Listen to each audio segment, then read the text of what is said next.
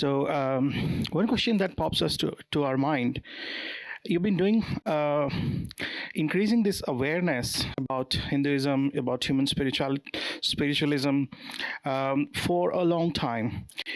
So, what I want to know is the vision with which you are trying to drive this. What are the key challenges you are facing, and are you moving at the right speed at which you would like to move in this direction in terms of achieving your vision?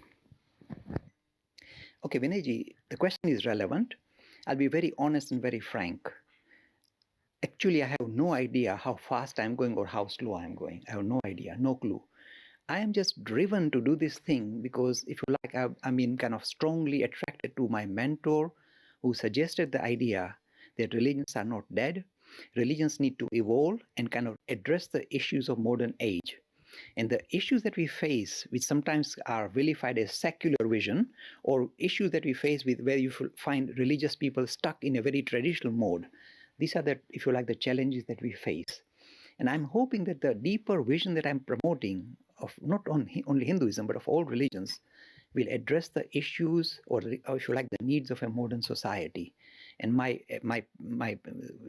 attention is really on the youth of modern world.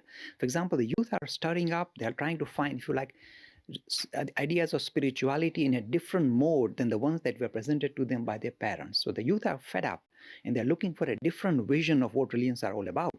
And my attention is really drawn to the needs of these youngsters.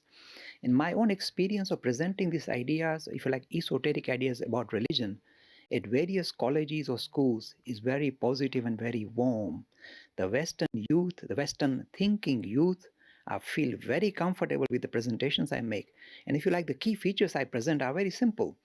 I talk of the idea of many pathways for exploring what is meant by the word spiritual, a deeper dimension to our being, trying to explore it using different modes, different methods. Some are almost religious and some are, and if you like, are very secular, and yet they are in a way refocusing our attention to the deeper dimension we possess, which is spiritual. And the world is in great need for this particular vision. So that's what I'm trying to promote. To what extent I'm successful, I have no clue. I think time will tell. You see, when you talk about the challenges I face, the challenges are on both sides. On one side, I meet the humanists who are talking similar thing to what I am suggesting, but they're saying, Mr. Lakhani, we don't like the word spiritual. Just stick to humanism, which is purely materially oriented. So we just want to believe that we are nothing but extension of the material kingdom. Live with it, deal with it. There's nothing more to us. So this is the challenge I get, if you like, from the Western thinking youth who are very strongly, attached to the idea that we are extension of the material kingdom. So that's the challenge on one side. The other challenge I face is from the traditionalists, because the vision that I'm promoting in a way pushes them or nudges them to give up their very traditional approach to what religions are all about. And the moment I say, look, you must step out of this narrative, which are colorful storytelling, which is exaggeration, please step out. Your youngsters cannot relate to these exaggerated stories anymore.